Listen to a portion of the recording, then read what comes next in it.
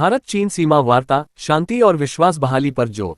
नई दिल्ली में भारत और चीन के वरिष्ठ अधिकारियों के बीच सीमा विवाद और द्विपक्षीय संबंधों को लेकर महत्वपूर्ण बैठक आयोजित की गई। इस बैठक में दोनों देशों ने वास्तविक नियंत्रण रेखा लैक पर शांति और स्थिरता बनाए रखने पर सहमति जताई। विदेश मंत्रालय के अनुसार सीमा क्षेत्रों में तनाव कम करने, सैन्य स्तर पर संवाद जारी रखने और आपसी विश्वास बढ़ाने के उपायों पर विस्तार से चर्चा हुई।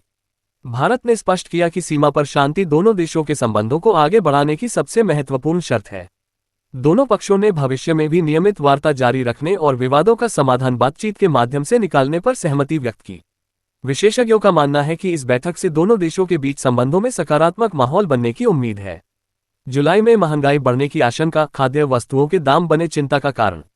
देश में जुलाई महीने के दौरान खाद्य पदार्थों की कीमतों में बढ़ोतरी के कारण खुदरा महंगाई दर बढ़ने की संभावना जताई जा रही है। विशेष रूप से सब्जियों, दालों, फलों और खाद्य तेलों की कीमतों में लगातार वृद्धि देखने को मिली है। आर्थिक विशेषज्ञों का कहना है कि खराब मौसम और आपूर्ति में आई बाधाओं के कारण कीमतों पर दबाव बना हुआ है। यदि महंगाई बढ़ती है तो इसका सीधा असर आम जनता की जेब पर पड़ेगा। सरकार स्थिति पर नजर बनाए हुए है और आवश्यक वस्तुओं की उपलब्धता सुनिश्चित करने के लिए कई कदम उठा रही है। आने वाले दिनों में जारी होने वाले आधिकारिक आंकड़ों से महंगाई की वास्तविक स्थिति स्पष्ट होगी। भारत अमेरिका व्यापार समझौते को जल्द अंतिम रूप देने की सिफारिश। संसद की एक समिति ने भारत और अमेरिका के बीच प्रस्तावित द्विपक्षीय व्यापार समझौते BTA को जल्द अंतिम रूप देने की सिफारिश की है। समिति का मानना है कि इस समझौते से दोनों देशों के बीच व्यापार और निवेश में उल्लेखनीय वृद्धि होगी।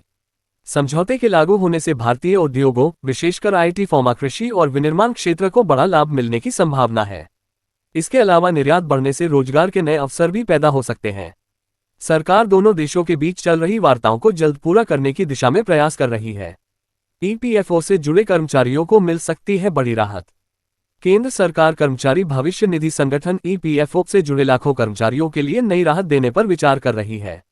सरकार का उद्देश्य कर्मचारियों को PF निकासी, पेंशन और ऑनलाइन सेवाओं को अधिक आसान और तेज बनाना है। यदि प्रस्ताव लागू होता है तो कर्मचारियों को दावों के निपटारे में कम समय लगेगा और डिजिटल सुविधाओं का दायरा भी बढ़ेगा। श्रम मंत्रालय ने कहा है कि कर्मचारियों के हितों को ध्यान में रखते हुए कई सुधारों पर काम किया जा रहा है। इससे करोड़ों कर्मचारियों को सीधा लाभ मिलने की उम्मीद है। राष्ट्रीय राजमार्ग निर्माण की धीमी रफ्तार पर संसद में चिंता।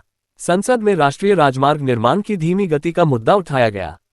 कई सांसदों ने कहा कि कुछ परियोजनाएं निर्धारित समय से काफी पीछे चल रही हैं, जिससे लोगों को आवागमन में परेशानी हो रही है। सरकार ने जवाब देते हुए कहा कि भूमि अधिग्रहण, पर्यावरणीय मंजूरी और मौसम जैसी चुनौतियों के कारण कुछ परियोजनाओं में देरी हुई है। हालांकि सरकार ने भरोसा दिलाया कि लंबित परियोजनाओं को तेजी से पूरा करने के लिए विशेष कदम उठाए जा रहे हैं। सड़क परिवहन मंत्रालय का लक्ष्य देशभर में बेहतर सड़क नेटवर्क तैयार करना है, जिससे आर्थिक गतिविधियों और परिवहन व्यवस्था को और मजबूती मिले।